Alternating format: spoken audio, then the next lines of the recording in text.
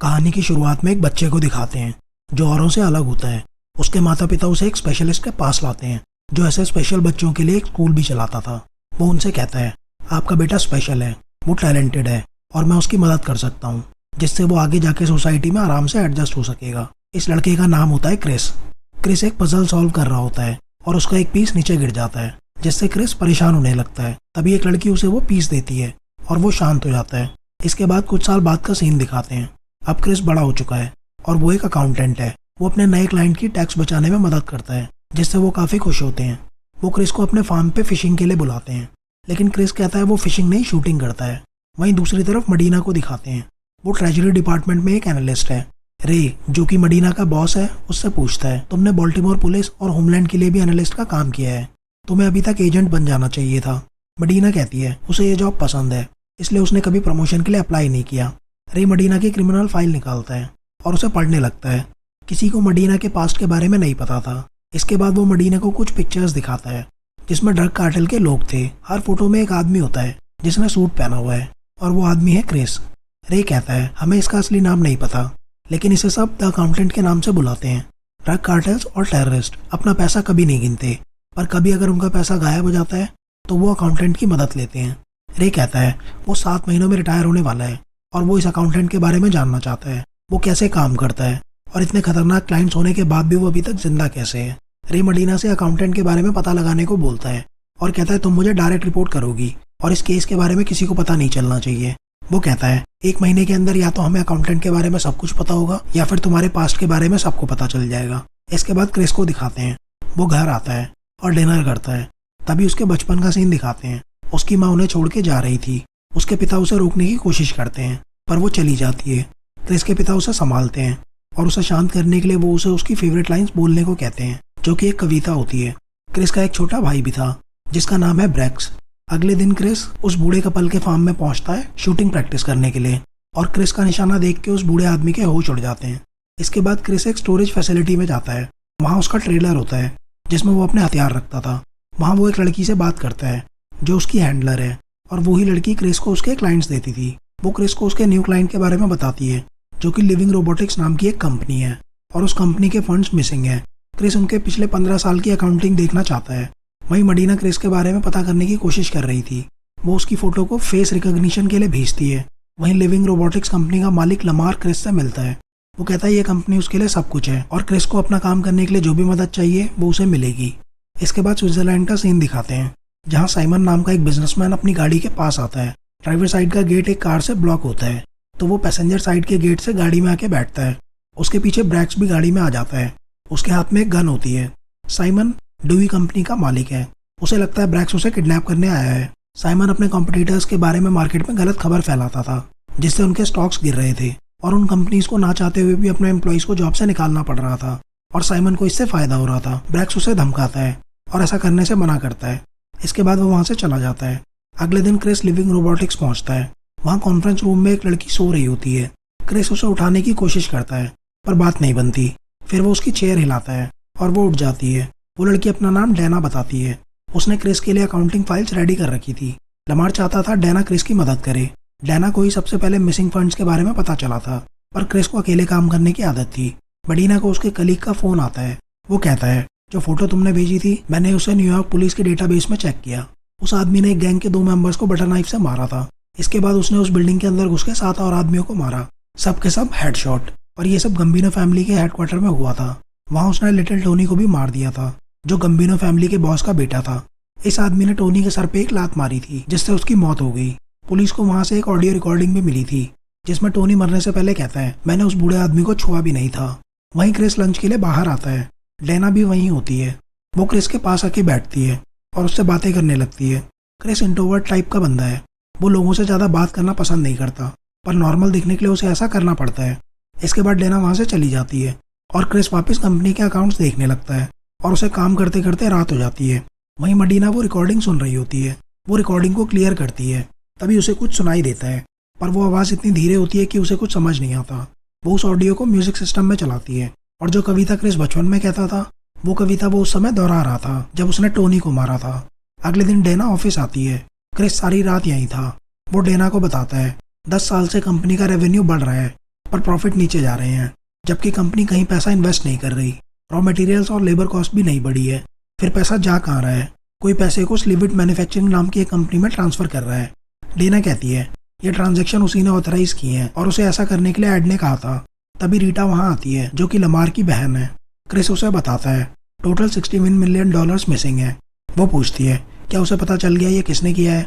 जिस पे क्रिस कहता है अभी नहीं, लेकिन मैं उसे ढूंढ लूंगा। वहीं एड को दिखाते हैं, वो अपने घर में होता है। ब्रैक्स किचन में उसका इंतजार कर रहा होता है। एड डायबिटिक है। ब्रैक्स उसे इंसुलिन की 2 बोतल देता है। वो कहता है एड को अपनी जान लेनी होगी, लेकिन ये एक एक्सीडेंट लगना चाहिए, मर्डर नहीं। ब्रैक्स के साथ वहाँ 2 आदमी और थे।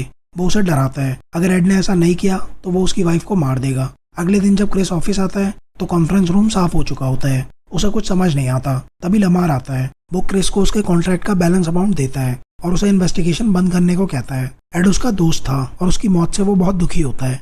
तभी डेना वहाँ आती है। वो एड की मौत के लिए खुद को जिम्मेदार मानती है, पर क्रिस के दिमाग में बस एक ही चीज चल रही थी, उसे ये केस सॉल्व करना था। इसके बाद डेना वहाँ से चली जाती है। क्रिस वापस घर आता है। क्रिस किसी भी काम को बीच में नहीं छोड़ सकता था और इस केस को सॉल्व ना कर पाने की वजह से वो बहुत गुस्से में होता है। अगले दिन वो घर से निकलता है।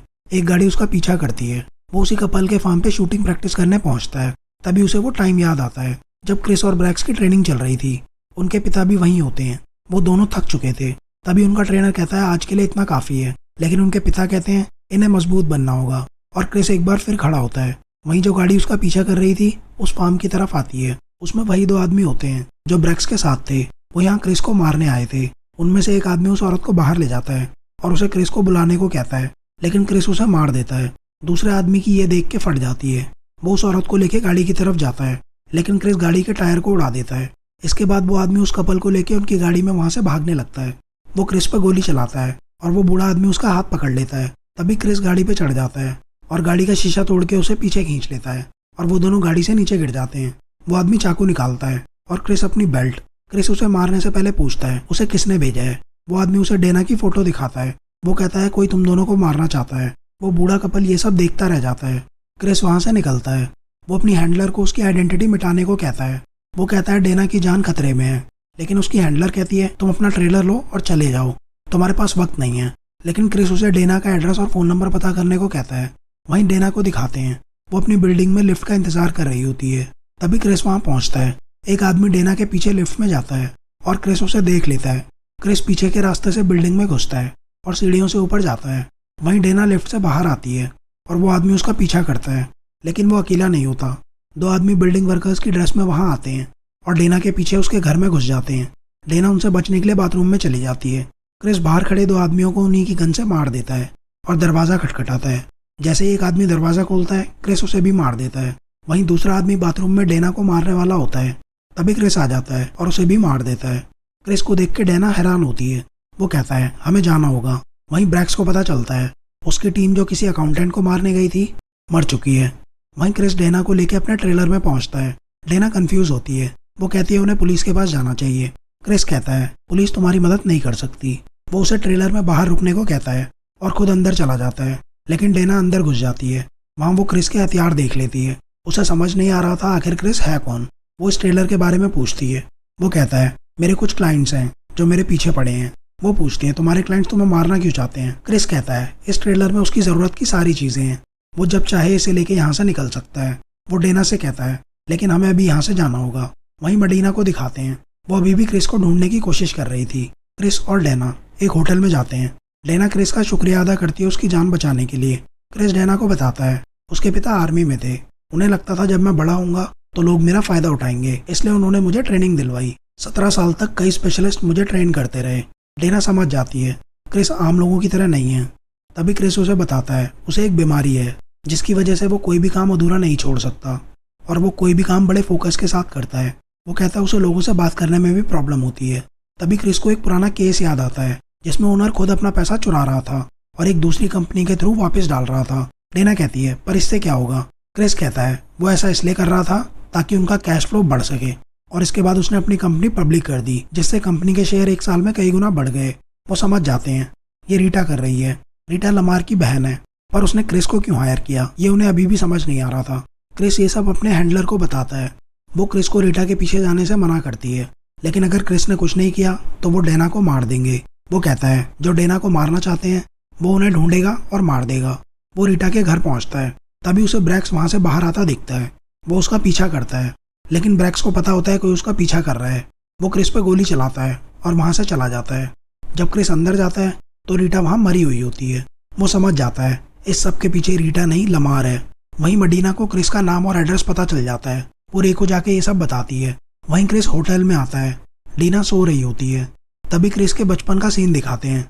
स्कूल में कुछ बच्चे उसे परेशान करते थे और उसके पिता उसे उन लड़कों का सामना करने को कहते हैं। क्रिस वहां जाता है और उनसे लड़ने लगता है।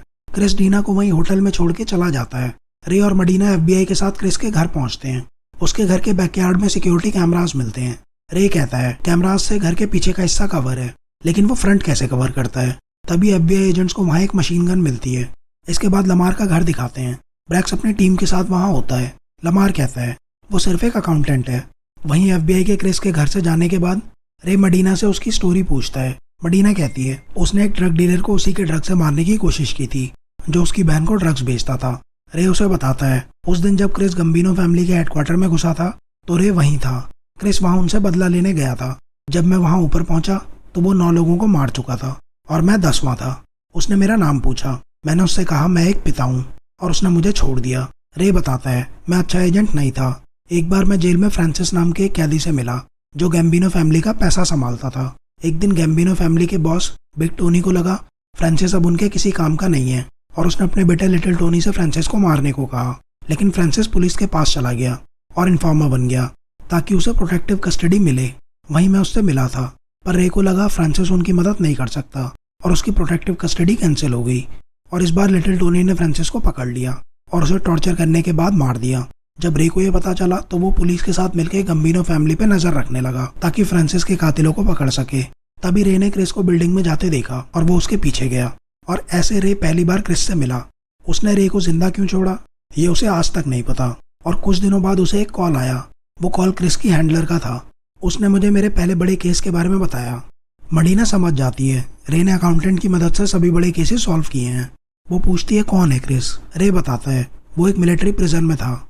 हमने उसकी मदद ली थी अलकायदा के लिए जो मनी लॉन्ड्रिंग करते हैं उन्हें पकड़ने में, जिसके लिए उसे आर्मी प्रिजन से हमारी फैसिलिटी में ट्रांसफर कर दिया था जहां वो फ्रांसिस से मिला था और उन दोनों की दोस्ती हो गई थी। और फ्रांसिस के जेल से बाहर जाने के बाद उसे पता चला लिटिल टोनी ने उसे मार दिया है और क्रिस जेल से भाग गया। मडीना कहती है और उसके बाद क्या, किसी ने उसे ढूंढने की कोशिश नहीं की। रे कहता है जब क्रिस आर्मी में था एक दिन वो अपने पिता के साथ एक फ्यूनरल होम गया। उसकी माँ जो बचपन में उन्हें छोड़ के चली गई थी वो मर चुकी थी। उसकी माँ ने एक दूसरी शादी कर ली थी। क्रिस और उसके पिता आखिरी बार उसे देखने गए थे, लेकिन लॉरेन का पता ही नहीं चाहता था क्रिस और उसके पिता वहां रहें।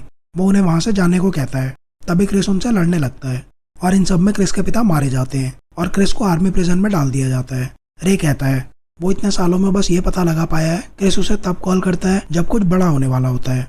वो कहता है मैं कुछ महीनों में रिटायर हो जाऊंगा और मैं चाहता हूँ जब क्रिस की हैंडलर का फोन आए तो फोन उठाने के लिए कोई हो। और रे चाहता था रे के रिटायर होने के बाद मडीना उसकी जगह ले। मडीना उससे उसकी हैंडलर के बारे में पूछती है, लेकिन रे को नहीं पता वो कौन है। तभी घर का फोन बजता है। फोन पे क्रिस की हैंडलर होती है। वो मडीना को उसके नाम से बुलाती है और उसे लिविंग रोबोटिक्स कंपनी का नाम बताती है। वहीं लमार के घर में सब तैयार होते हैं। वो क्रिस का इंतजार कर रहे होते हैं। तभी उन्हें गोली चलने की आवाज आती है। उसकी टीम बाहर अपने साथियों से कांटेक्ट करती है, पर कोई जवाब नहीं देता। क्रिस ने एक आदमी को मार दिया था। वो दूसरे आदमी से घर के लेआउट के बारे में पूछता है और घर के अंदर ब्रैक्स के आदमी अपनी पोजीशन लेते हैं। क्रिस अपनी स्नाइपर राइफल से घर के अंदर एक आदमी को मार देता है। ब्रैक्स अपने आदमियों को घर के बाहर जाके देखने को कहता है और वो कैमरे में चेक करता है। जैसे ही उसके आदमी बाहर आते हैं क्रिस उन्हें मारना शुरू करता है। ब्रैक्स कैमरे में सब देख रहा होता है। क्रिस एक एक करके सबको मार देता है। क्रिस घर की छत पे चढ़ता है, लेकिन ब्रैक्स के आदमियों को पता चल जाता है क्रिस सीढ़ियों से नीचे आ रहा है। वो उसे रोकते हैं, पर क्रिस उन्हें मार देता है, लेकिन इसमें वो भी घायल हो जाता है। ब्रैक्स क्रिस को देखता है, वो घायल होता है और वो वही कविता बोलने लगता है, जिससे ब्रैक्स समझ जाता है ये उसका भाई क्रिस है। तभी एक आदमी क्रिस पे गोली चलाता है और ब्रैक्स उसे मार देता है। ब्रैक्स उससे नाराज होता है। पिछले 10 साल से वो क्रिस को ढूंढ रहा था। वो पूछता है तुम उस फ्यूनरल में क्यों गए थे। वो कहता है क्रिस की वजह से उनके पिता मारे गए। वो क्रिस को मारता है। क्रिस उससे माफी मांगता है, लेकिन ब्रैक्स उसकी एक नहीं सुनता और ये सब लमार देख रहा होता है। वो दोनों लड़ते हैं और आखिर में थक के बैठ जाते हैं। ब्रैक्स कहता है हम दोनों भाई हैं, तुम्हें अगर माँ से आखिरी बार मिलना था तो तुम्हें मुझे बताना चाहिए था। तभी लमार वहां आता है और क्रिस उसे मार देता है। ड्रैक्स को पता था क्रिस बाकी लोगों से अलग है, पर वो उसका भाई है और वो दोनों अपने अपने रास्ते निकल जाते हैं। इसके बाद वही स्कूल दिखाते हैं जहाँ बचपन में क्रिस अपने माता पिता के साथ गया था। एक कपल अपने बेटे को लेके वहाँ आया होता है। वो लड़का वहाँ एक रूम में पहुँचता है। वहाँ वही लड़की थी जिसने क्रिस को वो खोया हुआ पजल का पीस दिया था। अब वो बड़ी हो चुकी थी। तभी उस बच्चे के पेरेंट्स वहाँ आते हैं और उनके साथ डॉक्टर भी। वो डॉक्टर उन्हें बताता है इस लड़की का नाम जस्टिन है। जस्टिन बोल नहीं पाती और वो कंप्यूटर की मदद से बात करती है और तभी पता चलता है जस्टिन ही क्रिस की हैंडलर है। और ये कहानी यहीं खत्म होती है। कैसी लगी ये फिल्म आपको कमेंट्स में ज़रूर बताना। मिलते हैं नेक्स्ट वीडियो में किसी और कहानी के साथ।